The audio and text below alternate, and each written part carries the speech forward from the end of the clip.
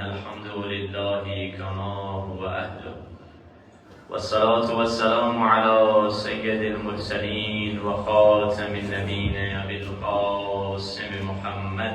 اللهم صل على محمد وآله الطيبين الطاهرين المعصومين، واللعنة دائمة على أعدائهم أجمعين من الآن إلى لقاء يوم الدين. ملकर बाब सरकार के ज़ुहूर की ताजील के लिए दुआ करते हैं। इलाही अज़मत बला व बरहल खता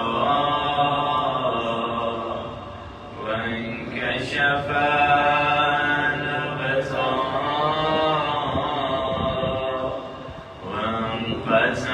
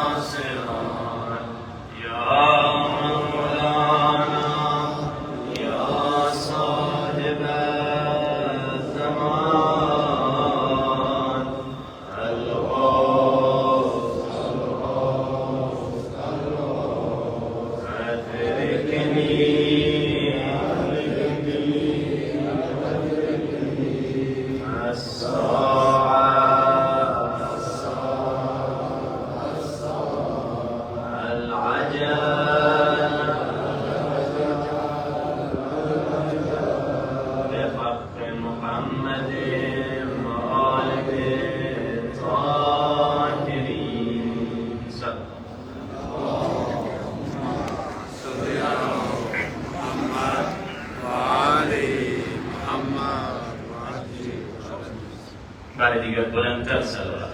اللهم صل على محمد وآل محمد وعجل.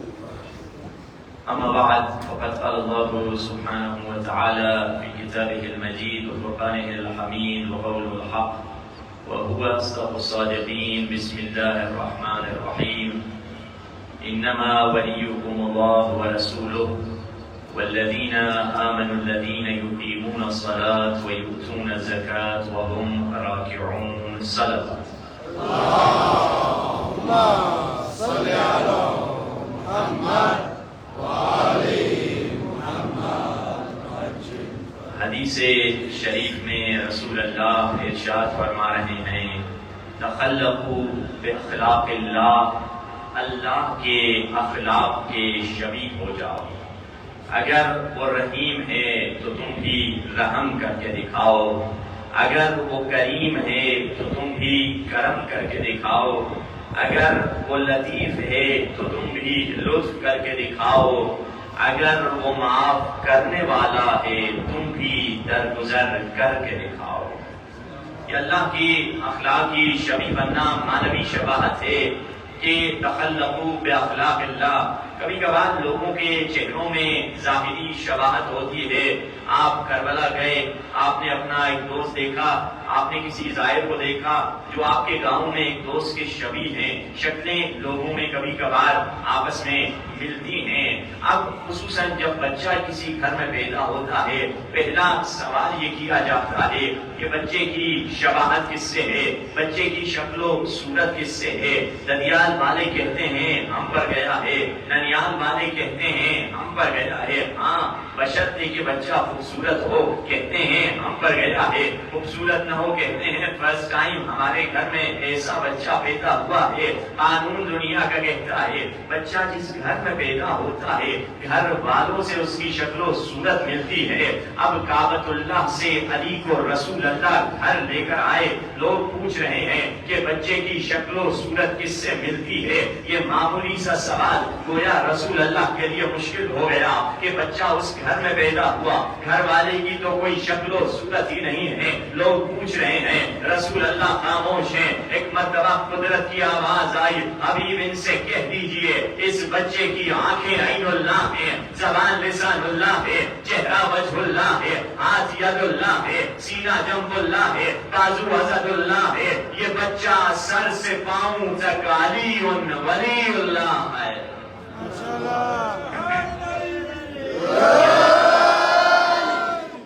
یہ وہ ولی ابن ابی طالب ہیں جو مظہر صفات الہی ہیں۔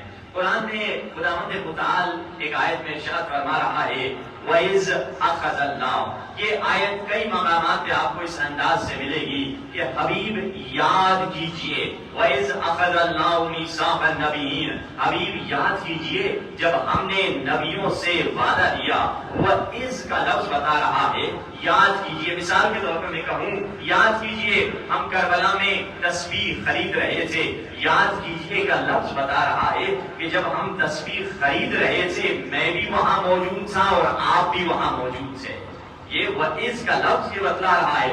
اسی طرح خداوند متعال رسول اللہ سے کئی مقامات پہ کہہ رہا ہے وَإِذْ أَخَذَ اللَّهُ النَّبِيِّينَ وَإِذْ أَخَذَ اللَّهُ مِيثَاقَ النَّبِيِّينَ، حبیب یاد کیجئے جب ہم نے نبیوں سے وعدہ لیا۔ پھر فرمایا وَإِذْ قَالَ رَبُّكَ لِلْمَلَائِكَةِ إِنِّي جَاعِلٌ فِي الْأَرْضِ خَلِيفَةً، حبیب یاد کیجئے جب ہم نے فرشتوں سے کہا کہ ہم آدم کی خلقت کرنے جا رہے ہیں۔ پھر فرمایا وَإِذْ يَرْفَعُ إِبْرَاهِيمُ الْقَوَاعِدَ مِنَ الْبَيْتِ، حبیب یاد کیجئے جب ابراہیم کعبۃ اللہ بنا رہے تھے۔ پھر فرمایا وَإِذْ قَالَ لُقْمَانُ لِابْنِهِ وَهُوَ يَعِظُهُ، حبیب یاد کیجئے جب لقمان اپنے بیٹے کو نصیحت کر رہا تھا۔ خدایا یہ نبی تو 1000 سال کے بعد پیدا ہو رہے ہیں مگر خدا ظاہر میں کہہ رہا ہے وَإِذْ، یاد کیجئے یہ انداز گفتگو بتلا رہا ہے کہ جب یہ تمام واقعات ہو رہے تھے میرے نبی دیکھ رہے تھے، جب آدم صفت کر رہا تھا مصطفیٰ دیکھ رہے تھے، جب نوح سفینہ چلا رہے تھے مصطفیٰ دیکھ رہے تھے، جب یوسف بازار میں بک رہے تھے مصطفیٰ دیکھ رہے تھے، جب موسیٰ عصا چلا رہے تھے مصطفیٰ دیکھ رہے تھے، جب عیسیٰ اندھوں کو بینا کر رہے تھے مصطفیٰ دیکھ رہے تھے، بلکہ اس سے بڑھ کر جب فرشتے آدم کو سجدہ کر رہے تھے مصطفیٰ دیکھ رہے تھے۔ قصہ مختصر کروں دنیا بن رہی تھی میرا نبی دیکھ رہا تھا۔ یہ وہ نبی ہے کہ جس کی خلقت سے پہلے بھی تمام کائنات کو فیض مل رہا ہے۔ تبھی تو کیا خوبصورت شاعر نے کہا جس دل میں محمد کی محبت نہیں ہوتی، توجہ تو ہے نا عزیزان محترمہ، جس دل میں محمد کی محبت نہیں ہوتی اس دل پہ کبھی اللہ کی رحمت نہیں ہوتی، جس دل میں محمد کی محبت نہیں ہوتی اس دل پہ کبھی اللہ کی رحمت نہیں ہوتی۔ میرا یہ عقیدہ ہے اگر ذکر خدا میں یہ نام شامل نہ ہو تو عبادت نہیں ہوتی۔ یہ وہ رسول اللہ ہیں جن کا یہ مقام اور یہ رتبہ ہے۔ اب خداوند رسول اللہ نے ایک جملہ کہا کہ وہ نبی جو ظاہراً اس زمانے میں یعنی آخری زمانے میں پیدا ہوئے مگر اس کا فیض ہزاروں سال پہلے لوگوں تک پہنچ رہا ہے، اس سے پہلے کہ میں ایک حدیث پڑھوں آپ کی خدمت میں ایک مثال دے دوں. مثال کے طور پہ ایک 80 سال کا بوڑھا ہے اور ایک 20 سال کا جوان ہے. 20 سال کے جوان کو 80 سال کا بوڑھا کہتا ہے بابا جی آپ کا اٹھنا بیٹھنا ہنسنا بولنا بالکل آپ کے دادا کی طرح ہے. تو 80 سال کا بوڑھا جوان سے یہ کہنے کا حقدار ہے کہ بیٹا بتاؤ تمہاری عمر کیا ہے؟ کہے گا میری عمر تو 20 سال ہے. کہا تم نے میری جوانی بھی نہیں دیکھی, میرے بابا کو بھی نہیں دیکھا اور میرے دادا کو تو بالکل ہی نہیں دیکھا ہوگا, اور نہیں کہہ رہے ہو کہ شکل ملتی ہے. شکل ملتی ہے کوئی کہہ سکتا ہے, تصویر ملا کے کہہ رہے ہیں. کہا کہ آپ کا اٹھنا بیٹھنا ہنسنا بولنا آپ کے دادا کی طرح ہے. بزرگ جوان سے کہے گا میرے ساتھ مذاق نہیں کرو, تم اس بات کے کہنے کے حقدار نہیں ہو میں کس کے شبیہ ہوں. یہ وہی کہہ سکتا ہے جس نے مجھے بھی دیکھا ہو اور جس نے میرے دادا کو بھی دیکھا ہو. اب عزیزان محترم رسول اللہ نے مولا علی کو سند دے کر فرما دیا من اراد ان ينظر الى آدم في علمه والى نوح في حلمه والى يوسف في حسنه والى ابراهيم في خلته والى اسماعیل في صدقه والى سلیمان في قضاوته والى ایوب في صبره فلينظر الى وجه علی ابن ابی طالب. اگر آدم کا علم دیکھنا ہے تو علی کو دیکھو, اگر نوح کا علم دیکھنا ہے تو علی کو دیکھو, اگر ابراہیم کی خلت دیکھنی ہے تو علی کو دیکھو, اگر اسماعیل کی سچائی دیکھنی ہے تو علی کو دیکھو, اگر قضاوت ایوب کے صبر کو دیکھنا ہے تو علی کو دیکھو, اگر داؤد کو سلیمان کی قضاوت کو دیکھنا ہے تو علی کو دیکھو, اگر حسن یوسف کو دیکھنا ہے تو علی کو دیکھو.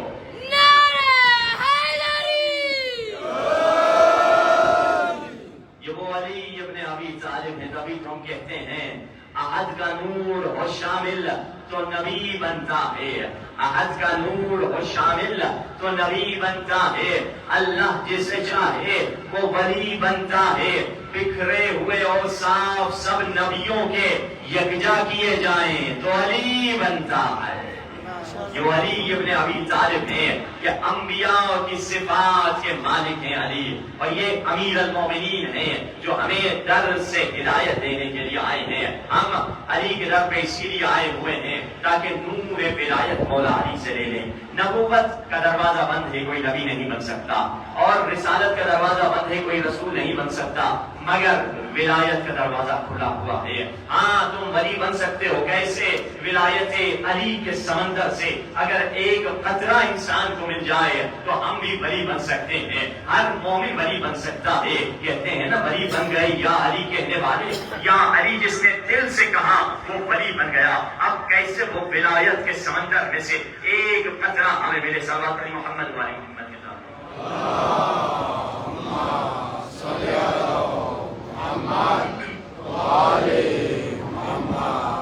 ہم دنیا میں آئے ہی اس لیے ہیں تاکہ اس ولایت کے سمندر سے ہمیں کچھ مل پائے. مولا کی در پہ چلیں, کیسے ملے؟ لوگ اکثر پوچھتے ہیں کیا اہل بیت نے ہماری دنیا کے لیے کچھ نہیں بتایا, صرف آخرت کے لیے؟ جو شکوے میں علامہ اقبال نے کہا تھا کہ کافر کو تو خدا نے کیش دیا ہے, ہمیں تو خدا نے چیک دے کر پلٹا دیا ہے کہ تمہیں بعد میں ملے گا, بعد میں ملے گا. کیا دنیا کے فائدے کے لیے اہل بیت نے ہمیں کچھ نہیں بتایا؟ بالکل بتلایا ہے. آپ کی دنیاوی صحت کے لیے اہل بیت نے بتلایا کیا کھاؤ, کیا پہنو, کیا نہ کھاؤ, کیا نہ پہنو. ہر پازیٹیو چیز جو آپ کی زندگی کے لیے ضروری ہے مولا نے آپ کو بتا دی. جیسے ایک بیماری جس کی وجہ سے کافی لوگ مرتے ہیں, آپ سے میں سوال کر دیتا ہوں زیادہ لوگ کس بیماری کی وجہ سے مرتے ہیں آپ کی رائے میں؟ کیا کون سی بیماری ہے بھائی؟ کریں کینسر, کوئی اور؟ ہارٹ اٹیک صحیح جواب ہے. اکثر WHO کی رپورٹ کے مطابق موسٹ ڈیڈلی ڈیزیز کون سی ہے؟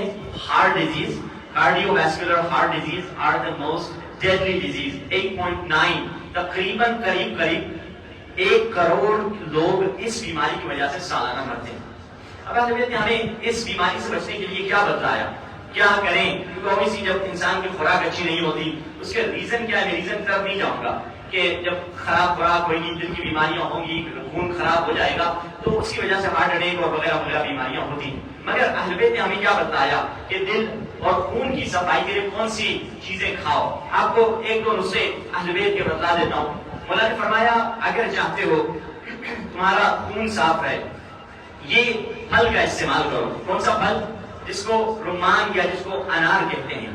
فرمایا انار کے بارے میں معصوم امام نے فرمایا اللہ نے 120 قسم کے پھل بنائے ہیں, سید الرمان، اور 120 پھلوں کا جو سید ہے، جیسے ہم میں ایک سید اور غیر سید ہوتا ہے، پھلوں میں بھی سید غیر سید ہے، تو وہ سید سے مراد یعنی سردار، پھلوں کا سردار کیا ہے؟ سید الرمان، پھلوں کا سردار جو ہے انار ہے۔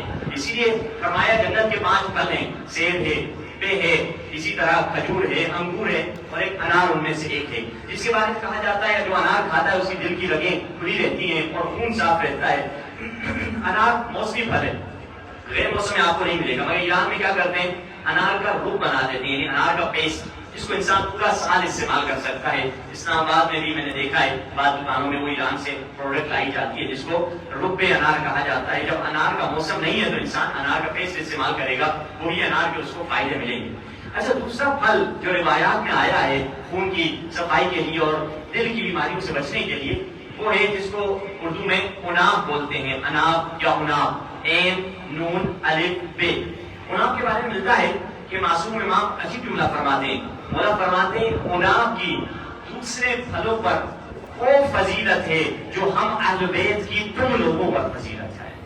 ایک پھل کے بارے میں مولا نے کیسا کمپیئر کیا ہے کہ جتنا فرق ہم اور اہل بیت میں زمین آسمان کا فرق ہے، وہ فرق عناب اور دوسرے پھلوں میں۔ عناب چھوٹا سا پھل ہوتا ہے، اکثر پنساری میں ملتا ہے اور اکثر ٹھنڈے علاقوں میں پایا جاتا ہے۔ مجھے پتا نہیں اس علاقے میں اگتا ہے یا نہیں اگتا، مگر پنساری میں بکتا ہے۔ کہاں سے آتا ہے کچھ کہتے ہیں ایران سے آتا ہے، کچھ کہیں مختلف علاقوں سے آتا ہے۔ عناب دوسرا پھل ہے جس سے انسان کے دل خون صاف رہے گا۔ اور تیسرا اور آخری مولا کا بتلایا ہوا نسخہ، مولا فرماتے ہیں اگر جو چاہتا ہے اس کا خون صاف رہے، وہ فرمایا اجاز الجاف، یہ جو آلو بخارا کا موسم ہے آج کل، وہی آلو بخارے کو جو خشک کر دیا جاتا ہے اس کو کہا جاتا ہے اجاز الجاف، یا جس کو انگریزی میں کہتے ہیں بلیک پرون۔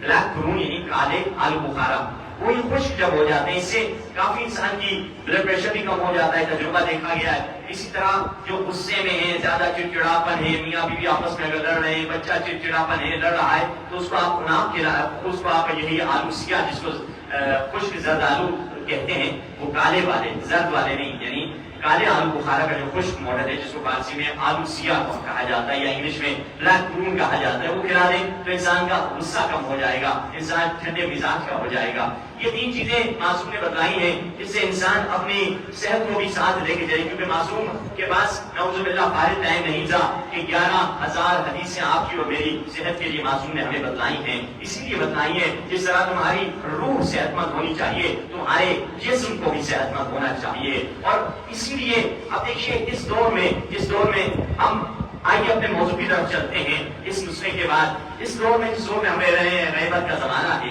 ہم مولا سے عبودیت سیکھنے آئے ہیں، ولایت سیکھنے آئے ہیں۔ ولایت کا قطرہ ہماری زندگی میں کیسے ملے گا؟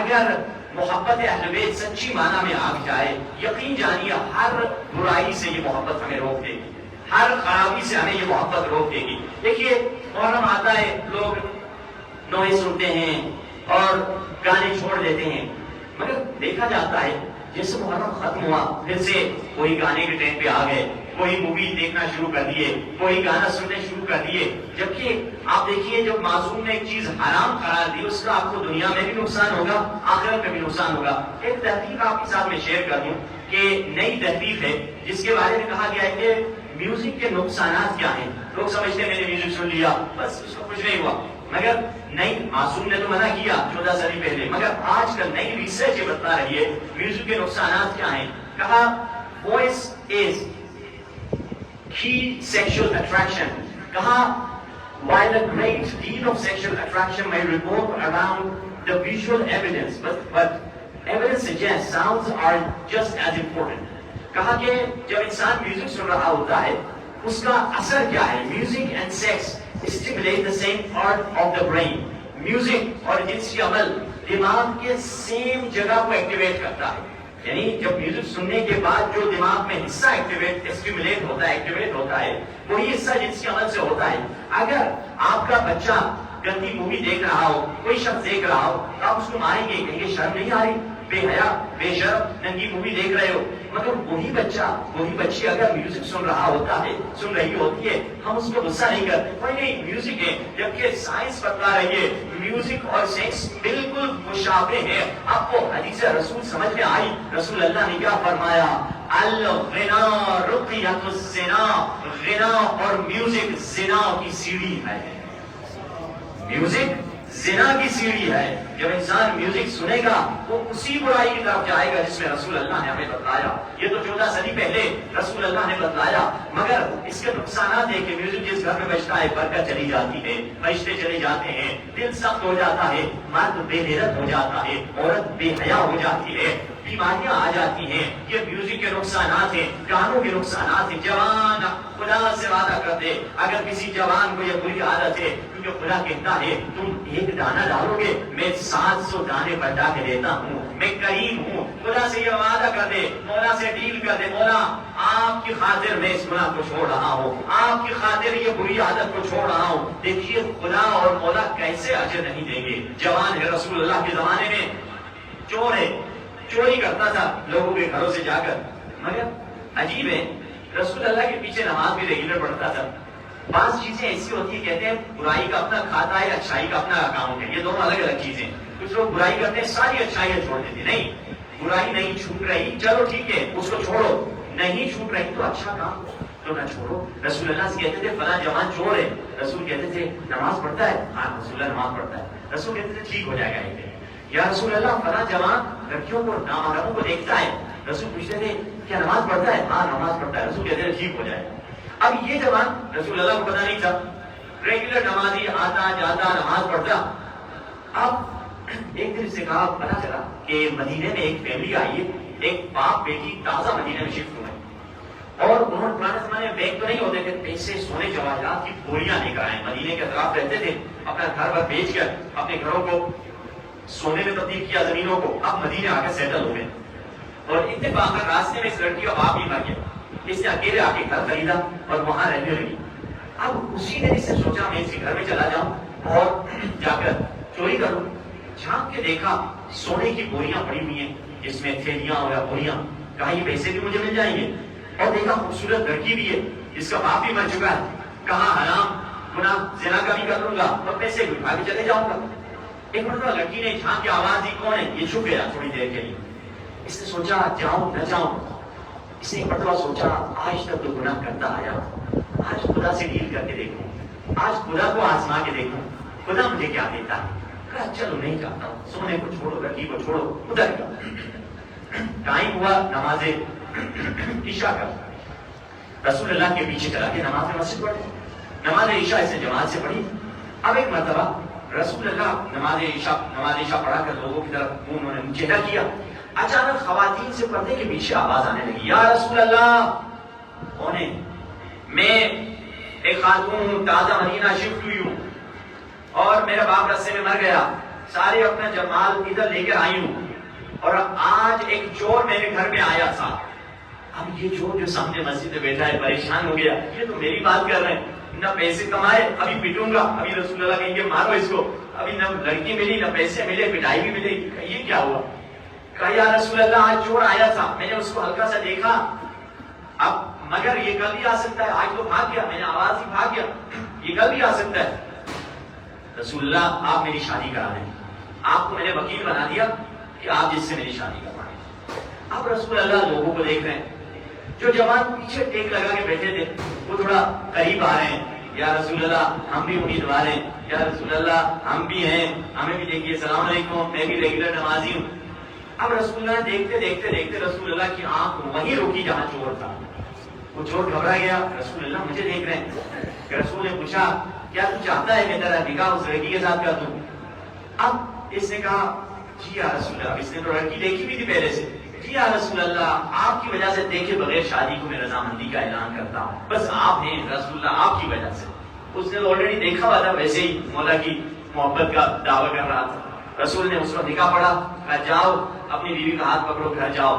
اب شادی ہو گئی، نکاح ہو گئی، بیوی کا ہاتھ پکڑ کے اسی گھر میں گیا، دیکھا وہی سونے کی بوریاں ہیں، اور ایک مرتبہ سجدے میں گر گیا، 1 گھنٹے تک روتا رہا، رو کے اٹھا، خدا سے کہا خدایا میں نے تیری خاطر حرام کی لذت کو چھوڑ دیا، تو نے وہی چیز مجھے حلال میں عطا کر دی ہے۔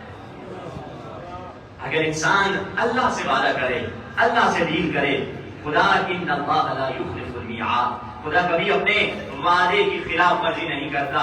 اے جوان آج مولا سے کہہ دو، مولا مجھے جو بری عادت ہے، میوزک سننے کی عادت ہے، حرام دیکھنے کی عادت ہے، غیبت کی عادت ہے، گالی کی عادت ہے، بری زبان کی عادت ہے، مولا آپ کی خاطر میں خود کو کنٹرول میں لے کر آؤں گا، میں خود کو قابو میں لے کر آؤں گا، اور آپ مجھے مدد کیجیے، اور دیکھیں گے 1-2 دن کے بعد آپ کی زندگی بدلتے چلی جائے گی۔ یقین جانیے ترک گناہ میں وہ اثر ہے جو نیکیوں میں اثر نہیں ہے، جو گناہ چھوڑنے میں اثر ہے وہ اچھائیوں میں وہ اثر نہیں ہے، اصل کام گناہ چھوڑنا ہے۔ اب ہماری زندگی میں مولا کی اطاعت کیسے آئے گی؟ میں آپ کو ایک واقعہ بتاؤں، خضر اور موسیٰ کا واقعہ، حضرت خضر اور حضرت موسیٰ کا واقعہ جو قرآن میں سورہ کہف میں ارشاد ہوا۔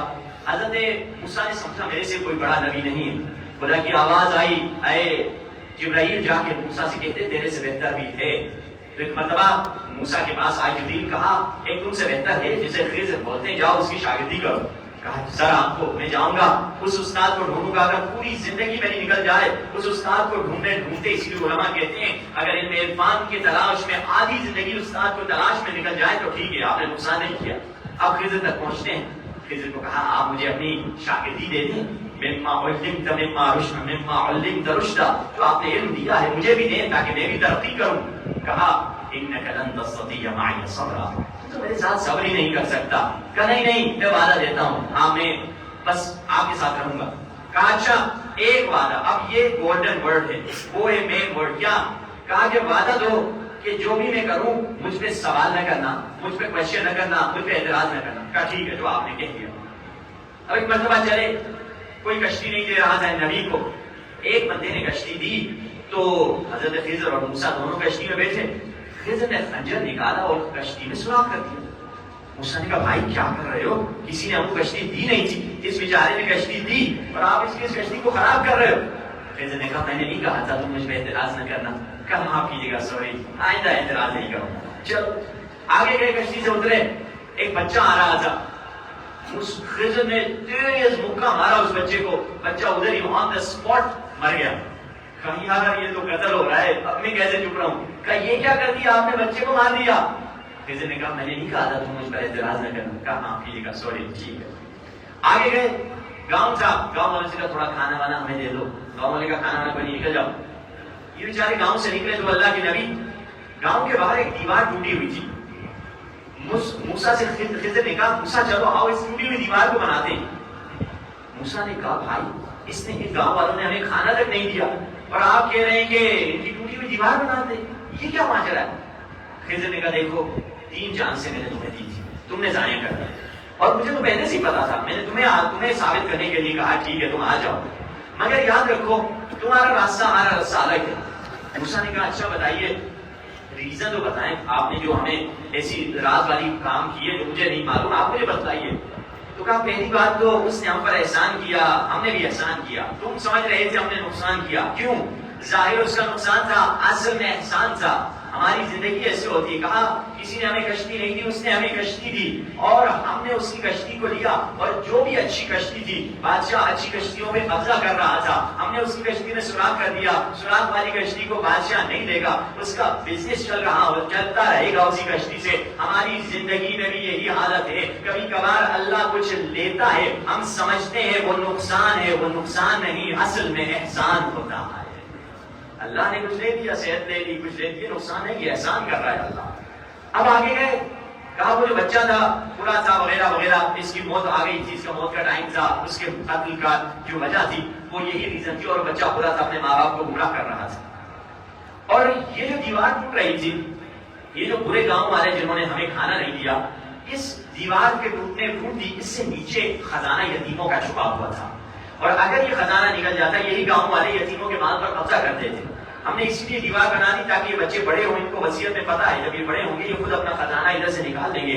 علماء کہتے ہیں لوگ پریشان ہیں کہ میں مر جاؤں گا، میرے بیٹے کا کیا بنے گا، میری بیٹی کا کیا بنے گا، ان کی پیسے کا کیا بنے گا، ان کے لیے میں ورثے میں کیا چھوڑ کے جاؤں۔ اگر ماں باپ متقی ہوں، تقوی والے ہوں، خدا 2 نبیوں سے مزدوری لیتا ہے تاکہ یتیم کے مال کو بچا دے۔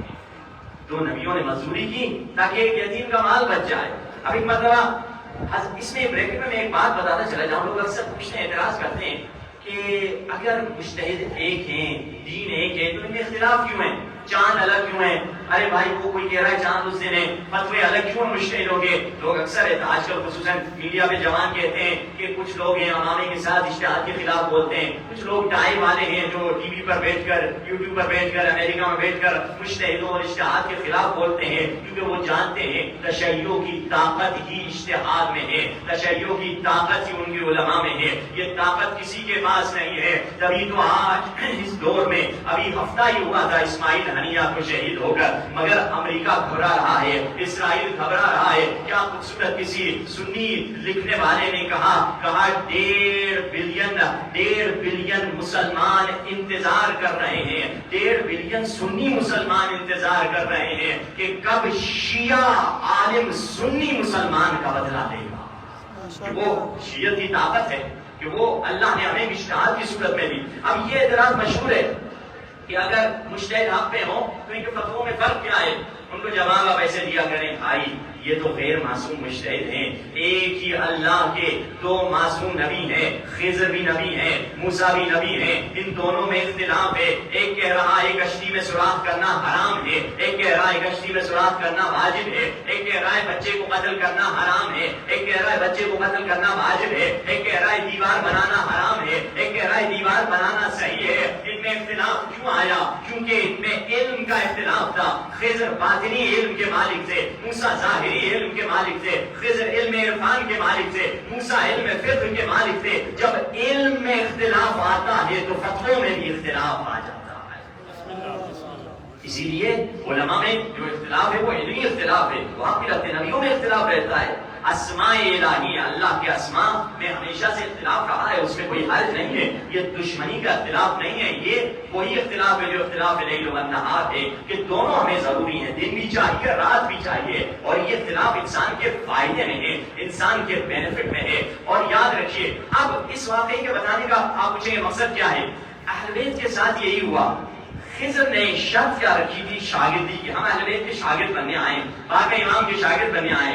شرط شاگردی یہ ہے کہ جو دیکھو اعتراض نہ کرنا، میں بتانا چاہوں تو بتاؤں گا، نہیں بتانا چاہوں تو نہیں بتاؤں گا۔ اہل بیت کے ساتھ یہی ہوا، ایک شخصیت ہے جس کا نام زبیر ہے، مولا کا چاہنے والا ہے، ایسا چاہنے والا ہے، 11-12 سال کی عمر میں مسلمان ہوا، مولا رسول اللہ مولا علی کا رشتہ دار بھی ہے۔ اب یہ زبیر وہ ہے کہ جب مولا علی کے پاس مولا کی خلافت چھیننے کے بعد کچھ لوگ آئے، مولا کا قیام کرے، مولا نے کہا کل سر مڑوا کے آ جانا۔ 12 یا 13 لوگ سر مڑوا کے آئے، ان میں سے ایک زبیر تھا۔ مولا علی کے گھر پہ جب حملہ ہوا، پاک بیوی پر جب ظلم ہوا، اندر کمرے میں کون تھا؟ ان میں سے ایک زبیر تھا، سلمان سے، ابو ذر سے، مقداد زبیر ان میں سے ایک تھا۔ بیوی نے وصیت کی جنازے میں وہ ظالم میرے جنازے میں شرکت نہ کریں گے، بیوی سیدہ نے وصیت کی، مگر زبیر کو میرے جنازے میں آنے کی اجازت ہے۔ بیوی کی وصیت پہ زبیر نے دستخط کی، اتنا بلند مقام تھا زبیر کا، مگر کیا ہوا؟ جنگ جمل میں علی کے مقابلے میں آ گیا۔ وہ عاشق جس نے پاک بیوی سیدہ کے جنازے میں شرکت کی ہے، کیا ریزن تھا کہ زبیر مولا کے مقابلے میں آ گیا؟ اگر سمجھنا ہے تو اس اسٹوری کی طرف دیکھیے۔ جب پاک بیوی سیدہ کے گھر پہ حملہ ہو رہا تھا، اس وقت ملتا ہے تاریخ میں شیعہ سنیوں نے لکھا کہ ایک بندہ نکلا ہے جس نے تلوار نکالی اور لڑا ہے۔ وہ کون تھا؟ وہ یہی زبیر تھا۔ ملتا ہے سلمان، ابو ذر، کسی نے کوئی نہیں نکلا، مگر زبیر نکلا، اس نے تلوار چلائی اور زخمی بھی ہوا ہے، گرا بھی ہے۔ لوگ کہیں گے عام شیعہ کہے گا واہ واہ بڑا جذباتی تھا، بڑا اچھا تھا زبیر، سلمان و ابو ذر کھڑے ہیں، مگر علی کا دفاع صرف زبیر نے کیا ہے۔ نہیں، یہ زبیر کی فضیلت نہیں ہے، زبیر نے جلدی کی، علی کی اجازت کے بغیر تلوار نکالی، مگر سلمان کو دیکھیں، تاریخ کہتی ہے سلمان کا ایک ہاتھ تلوار کے قبضے پہ تھا اور نگاہیں علی کو دیکھ رہی تھی۔ اگر علی حکم دیں گے تب جا کے میں علی کا دفاع کروں گا۔ یعنی علی کی اجازت کے بغیر تلوار بھی نہیں نکلنی ہے. اسی لیے کہتے ہیں جذباتی جو لوگ ہوتے ہیں، اسلام چاہتا ہے آپ کو گرمی اور سردی میں فرق کیا ہے؟ گرم کھانا ٹھنڈا ہو جاتا ہے مگر پکا ہوا کھانا کبھی کچا نہیں ہوتا. جو لوگ جلدی گرم ہوتے ہیں جلدی ٹھنڈے بھی ہو جاتے ہیں، مگر اسلام آپ کو پختگی دے رہا ہے. جس میں پختگی آ گئی پھر وہ غلط فیصلے نہیں کرتا ہے. اپنے اندر صرف گرمی ایجاد نہ کریں، پختگی ایجاد کریں جس کو بصیرت کہا جاتا ہے. اب اس موقع پر معصوم امام نے کسی سے پوچھا، جانتے ہو جب ہماری دادی کے گھر پہ حملہ ہوا ایمان کا سب سے بلند ترین درجہ کس کا تھا؟ راوی نے سمجھا، مولا کہیں گے سلمان. مولا نے کہا نہیں، فی تلک الساعہ، اس موقع پر سلمان سے بڑھ کر کسی کا مقام تھا. کس کا؟ فرمایا مقداد کا مقام اس وقت سلمان سے اوپر تھا. مولا کیا وجہ تھی؟ کیا سلمان نے کوئی خطا کی؟ نہیں، سلمان نے کوئی خطا نہیں کی، مگر سلمان دل میں سوچ رہے تھے کہ مولا علی مجھے جنگ کی اجازت کیوں نہیں دیتے. مگر مقداد یہ بھی نہیں سوچ رہے تھے، مقداد دل میں کہہ رہے تھے جو علی کر رہے ہیں وہ صحیح کر رہے ہیں. یعنی تبھی تو کہا عمار، رسول نے کہا عمار اگر ساری دنیا ایک طرف جا رہی ہو اور علی اکیلے ایک طرف جا رہے ہو، ساری دنیا کو پیٹھ دکھا دینا، علی کو پیٹھ نہ دکھانا، کیونکہ ساری دنیا تو غلط ہو سکتی ہے، علی غلط نہیں ہو سکتے.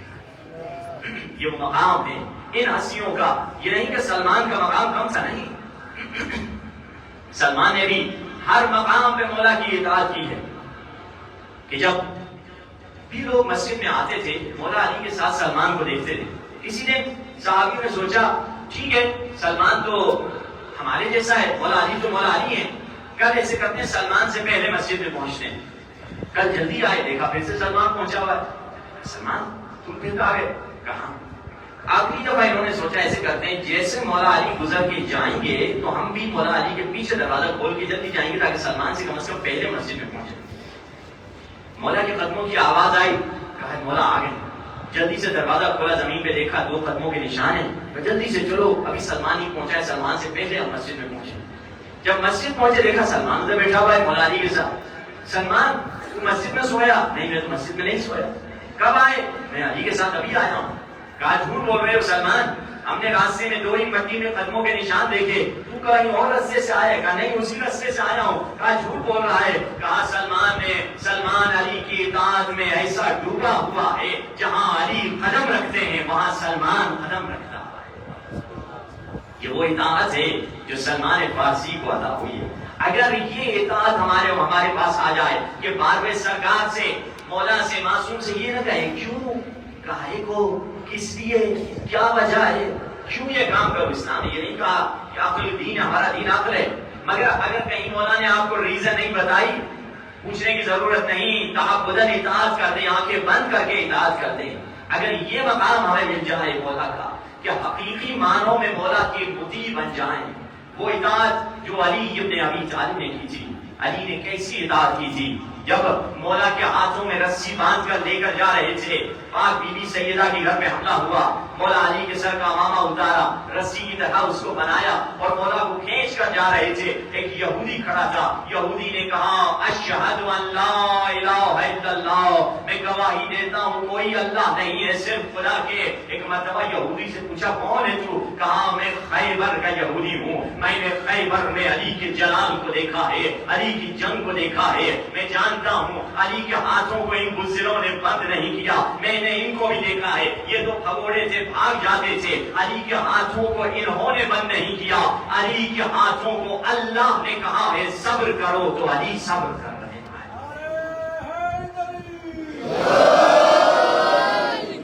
یہ وہ علی ابن ابی طالب ہیں کہ جنہوں نے ہر حال میں اللہ کی ویسی اطاعت کی جیسی اطاعت کرنے کا حق ہے. اگر ہمیں بھی خداوند متعال وہ مقام عطا کرے، صحیح معنوں میں مولا کی وہ اطاعت کریں جیسے آقا ہمیں دیکھنا چاہتے ہیں. وہ سچی اطاعت یہ نہیں کہ کچھ وقت مولا کے ساتھ ہم نے گزار دیا.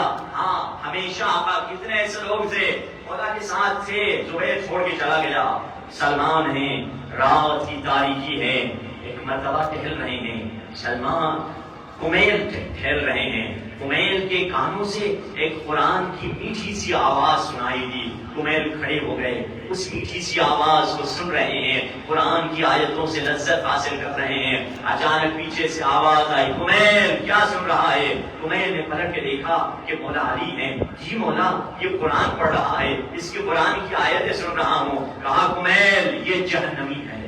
کمیل حیران، یہ شخص جو نماز شب کے وقت میں قرآن کی تلاوت کر رہا ہے، علی فرما رہے ہیں جہنمی ہے۔ کمیل نے کہا، میں کیونکہ کمیل جانتے تھے علی صحیح کہہ رہے ہیں، میں چپ ہو گیا، میں نے کچھ نہیں کہا۔ جنگ نہروان شروع، جنگ صفین شروع ہوئی۔ یہ جنگ صفین میں مولا کی مدد کے لیے آیا تھا۔ جنگ صفین 18 مہینے چلتی رہی، جنگ صفین ختم ہو گئی، پھر جنگ نہروان شروع ہوئی۔ صفین سے الگ ہو کر ایک ٹولہ بنا جو مولا کے مخالف کھڑا ہو گیا۔ اب جنگ نہروان شروع ہونے والی تھی۔ مولا علی نے فرمایا، تاریخ آدم و عالم کا پہلا اور آخری جنگ کا رہنما جس نے جنگ سے پہلے بتا دیا ہمارے 10 مریں گے، ان کے 10 بچیں گے۔ جنگ نہروان ختم ہو گئی، مولا کی طرف سے 10 لوگ شہید ہوئے، ان کے سارے مارے گئے، صرف 10 بچے ہیں۔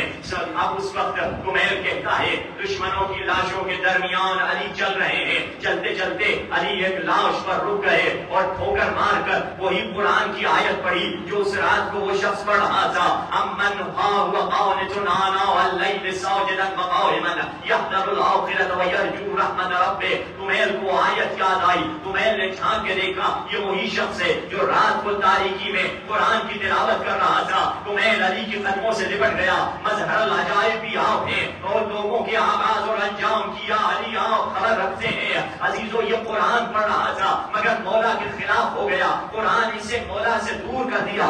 کربلا میں حسینی بھی نماز پڑھ رہے تھے، یزیدی بھی نماز پڑھتے تھے، مگر فرق کیا تھا ان کی نمازوں میں اور ان کی نمازوں میں؟ ان کی نماز میں ولایت نہیں تھی، حسینیوں کی نماز کے اوپر ولایت کا پرچم لہرا رہا تھا۔ یہ وہ حقیقی نماز تھی جو کربلا والوں نے ادا کی، وہ علی والوں نے ادا کی۔ اگر ہمیں وہ نماز مل جائے جو کربلا والوں کی نماز تھی، وہ نماز عشق تھی، وہ نماز محبت تھی، وہ نماز وہ تھی کہ جب شام قریباں فرشتے جانتے ہو کب حیران ہوئے تھے، جب شام قریباں جلے ہوئے خیموں کی راکھ پہ علی کی بیٹی نماز شب پڑھنے کے لیے کھڑی ہوئی۔ فرشتے حیران، یہ کون بیوی ہے جس کا یہ مقام، جس کا یہ رتبہ ہے؟ ہاں عزیزو، یہ ایام غم ہے۔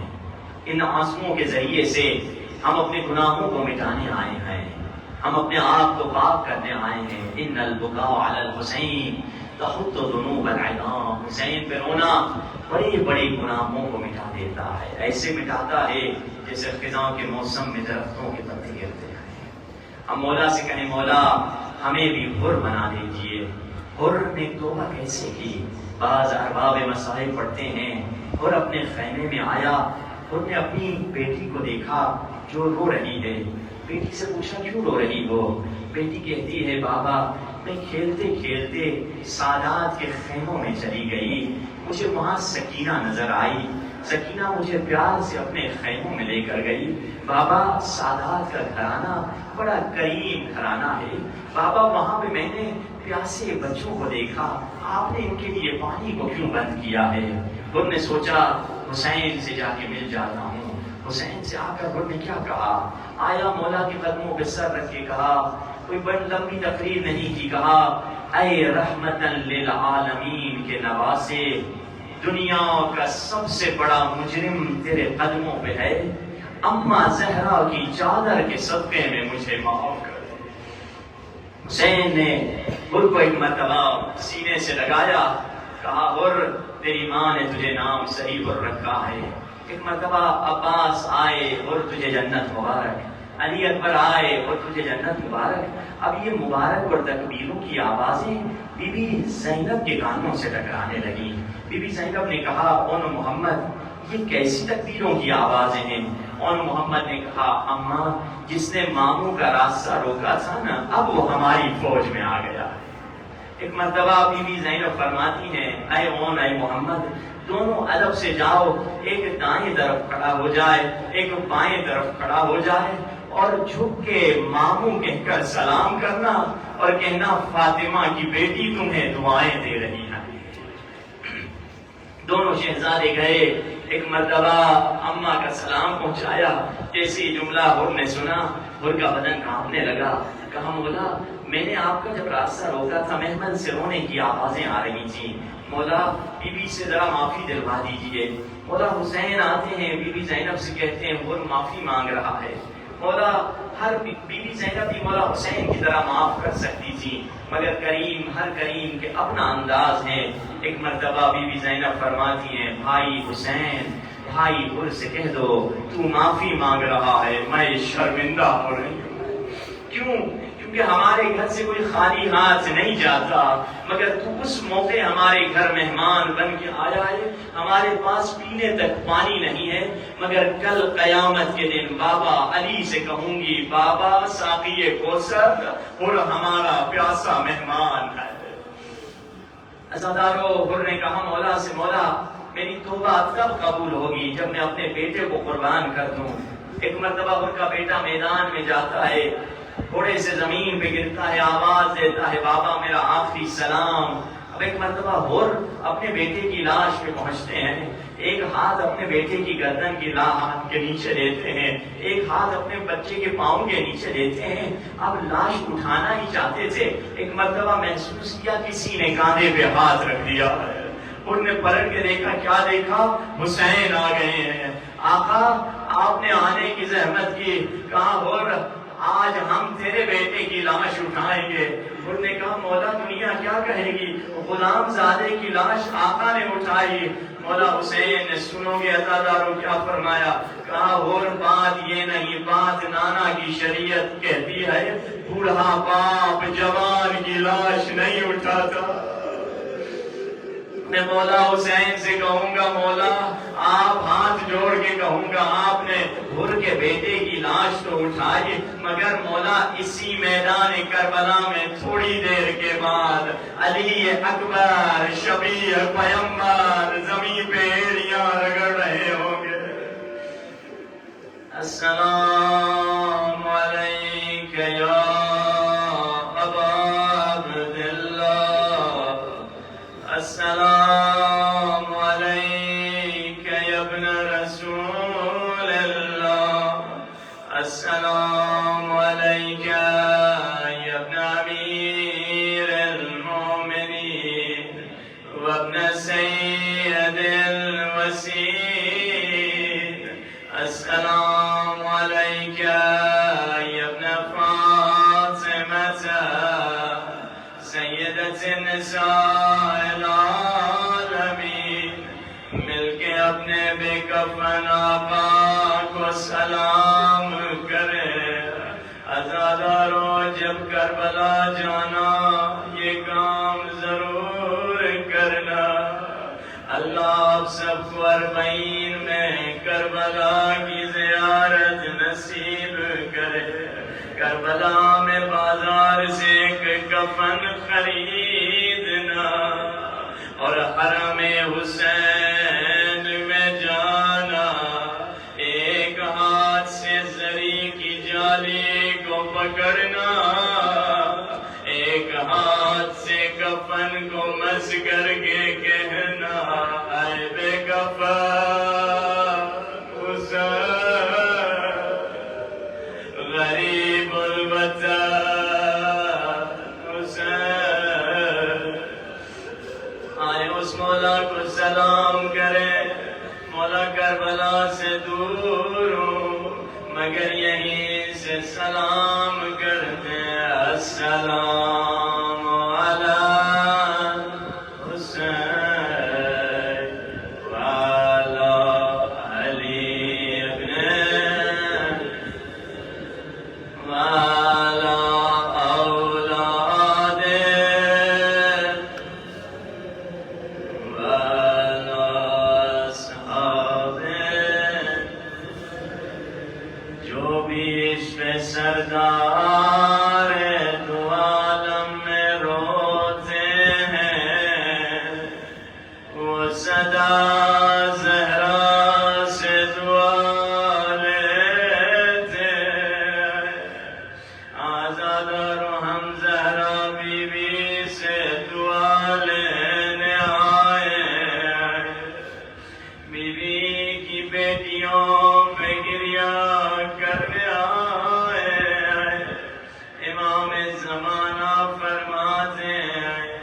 جس مجلس میں میری پھوپھی زینب پہ گریا ہوتا ہے، اس مجلس میں میں ضرور آتا ہوں۔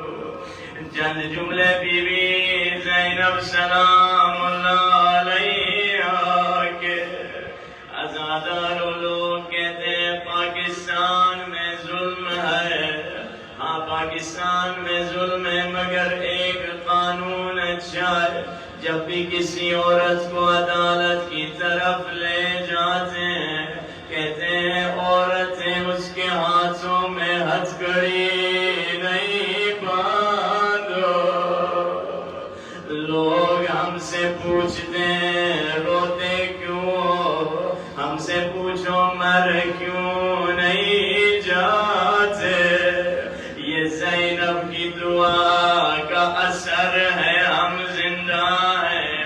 دنیا میں اگر مرد کو بھی ہتھکڑی باندھی جاتی ہے تو سامنے سے باندھی جاتی ہے، پیچھے سے نہیں باندھتے، مگر ہائے زینب کی قسمت۔ سنو گے بس ایک جملہ، جس کی قسمت میں جتنا رونا ہے، 11 محرم کو زینب کھڑے اونٹ سے یوں زمین پہ گری، اور جیسے عباس گھوڑے سے گرے۔ بی بی کا ایک چند مکالمہ زحمت زبا، جب مدینے سے نکل رہے تھے بی بی زینب اور امام حسین کا مکالمہ علماء نے بیان کیا ہے۔ بی بی زینب کہہ رہی ہے حسین بھیا کربلا چلیں گے، تو بھی قربانی دے گا، میں بھی قربانی دوں گی، بھیا حسین تو فاتح کربلا بنے گا، میں فاتح شام بنوں گی۔ بھیا حسین جوانان بنی ہاشم کو سجا کر میدان میں بھیجنا میرا کام ہوگا، اور گھوڑوں سے گرتی لاشوں کو خیموں میں لانا تیرا کام ہوگا۔ بھیا حسین بچیوں کی ذمہ داری میری ہوگی اور بچوں کی ذمہ داری تیری ہوگی۔ سنو گے عزادارو بی بی کا زمانہ، بھیا حسین کیونکہ علی اصغر بچہ ہے، اگر تیر کھائے گا تیری گود میں کھائے گا، مگر کیونکہ سکینہ بچی ہے، اگر تماچے کھائے گی میری گود میں کھائے گی۔ بھیا حسین میں بھی 2 بیٹے قربان کروں گی، تو بھی 2 بیٹے قربان کرے گا، مگر بھیا حسین میرے بیٹے تیرے بیٹوں کی طرح نہیں، تیرے بیٹے امام زادے ہیں، میرے بیٹے تیرے بیٹوں کی جوتیاں اٹھانے والے، مگر بھیا حسین ایک بات تو ہے، تیرے بیٹوں کی شہادت کے بعد تیری نسل قیامت تک چلے گی، مگر میرے بیٹوں کی شہادت کے بعد میری نسل قیامت تک ختم ہو جائے گی، کوئی مجھے اماں کہنے والا نہیں ہوگا۔